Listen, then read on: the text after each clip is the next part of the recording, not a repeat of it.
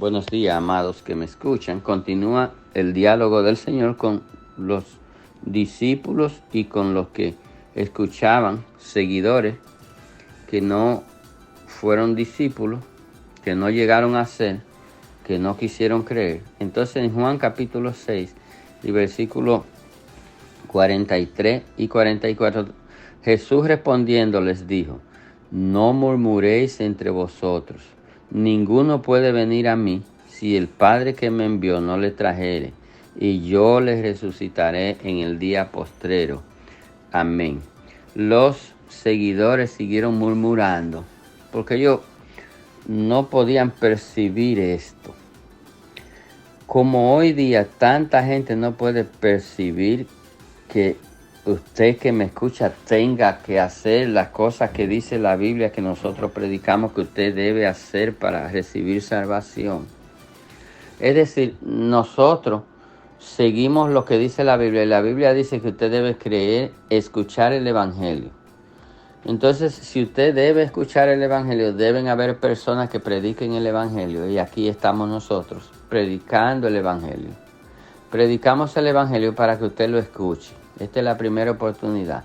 Luego de el Evangelio ser predicado y ser escuchado, le toca a usted entonces tomar la decisión. Pero esto es un asunto que está ligado a la soberanía de Dios, y por eso es necesario entender la Escritura para nosotros saber que aunque Dios soberanamente ha determinado que la gente que ha de ser salvo ha de venir a Él porque Él pone eso en el corazón de las personas. Pero eso es un asunto soberano de Dios. Aún siendo soberano de Dios, usted tiene que escuchar el Evangelio. Mire qué cosa, porque usted no será salvo sin escuchar el Evangelio. Pero usted será salvo porque si usted fue determinado a ser salvo, porque ya Dios lo vio, porque Dios conoce todo, y aquí está el asunto.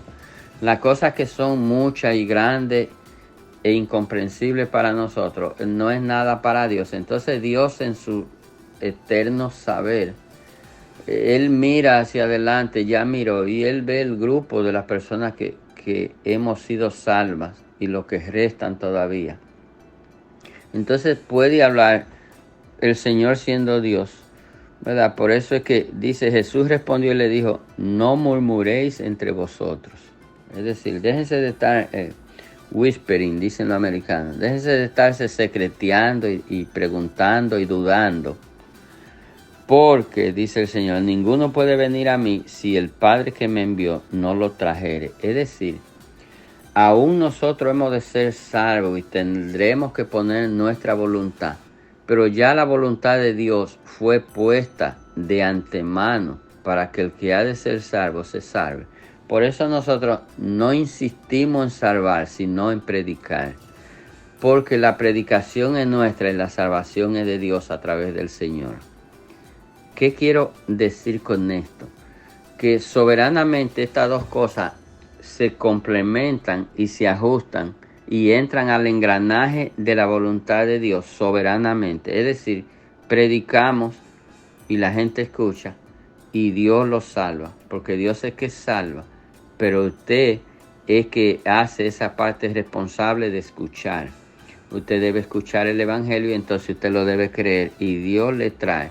Pero eso también está relacionado, porque como hay muchas personas que creen que por lo que hacen o por lo que dicen o por lo que predican, ellos son los que influyen. No, nosotros simplemente cumplimos el mandato de predicar el Evangelio, pero nosotros no influimos ni torcemos la voluntad de Dios, es decir, no la empujamos, no le añadimos, porque no es necesario. Dios no necesita eso para salvar a alguien. Lo único que Dios necesita para salvar a alguien es su voluntad soberana, y luego de su voluntad soberana, la responsabilidad del que ha de ser salvo debe escuchar el Evangelio, y lo escuchará porque soberanamente ya Dios determinó que de alguna manera escuchará a esa persona el Evangelio y alcanzará salvación. Entonces usted que me escucha, no esté pensando que no tiene que hacer nada. No, usted debe escuchar la predicación del Evangelio y usted debe recibir el Evangelio, y de esa misma manera usted recibirá salvación. Si usted tiene un encuentro con el Señor en este día, su propio encuentro, le garantizo que usted tendrá salvación en este día. Dios le bendiga.